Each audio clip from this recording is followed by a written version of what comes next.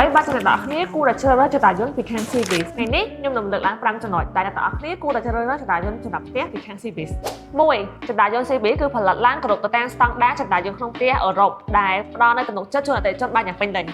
2Cbase គឺជាក្រុមហ៊ុនផ្ទាល់ដែលមានរោងចក្រផ្ទាល់ដោយខ្លួនឯងចំនួន4ដូចជាស៊ុយអែតសហរដ្ឋអាមេរិកប្រទេសចិននិងប្រទេសប៉ូឡូញចំណុចពិសេសទី3ពាក់ព័ន្ធនឹងការថែទាំចតាយន្តពីខាង Cbase គឺត្រូវការថែទាំតែម្ដងគត់ក្នុងមួយឆ្នាំដោយពួកយើងប្រើប្រាស់ជាមួយនឹងឧបករណ៍ដែលមានគុណភាពខ្ពស់ហើយអាយុកាលនៃការប្រើប្រាស់គឺបានយូរអង្វែងដូច្នេះហើយអតិថិជនគឺអាចកាត់បន្ថយការចំណាយបានច្រើនបើប្រៀបធៀបជាមួយនឹងចតាយន្តដទៃលើពីនេះទៅទៀតគឺសេវាកម្មក្រោយដំឡើងពួកយើងគឺធ្វើការឆ្លើយតបទៅកាន់អតិថិជនភ្លាមៗតាមពេលវេលាហើយនេះហើយគឺជាភាពដែលល្អៗដែលយើងតែងតែទទួលបានពីអតិថិជនចំណុចទី4តាក់ទងពីការដំឡើងពីខាង Cbase គឺពួកយើងមានជាមួយនឹងជាងបច្ចេកទេសដោយផ្ទាល់ពីខាងក្រុមហ៊ុនដោយទទួលបាន certificate ពីការធ្វើតេស្តដែលមានចំណេះជំនាញក្នុងការដំឡើងបានយ៉ាងច្បាស់លាស់ដើម្បីផ្ដល់នូវសេវាកម្មនិងទំនុកចិត្តជូនដល់អតិថិជនទាំងអស់គ្នា5គឺជាចំណុចចុងក្រោយចតាយន្តពីខាង Cbase គឺប្រើប្រាស់ជាមួយនឹងបច្ចេកវិទ្យាចុងក្រោយដែលប្រើប្រាស់ជាមួយនឹងប្រព័ន្ធ Whisper ដែលមិនត្រូវការឲ្យមានរណ្ដៅមិនត្រូវការមានបន្ទប់សិនមិនត្រូវការមានគ្រោងដែលមកជាមួយនឹងគ្រោងកញ្ចក់ទាំង4ទិស360ដឺក្រេហើយមានជម្រៅរហូតដល់41ទំហំដែលអាចដំណើរទៅតាមទីតាំងជាក់ស្ដែងរបស់អតិថិជន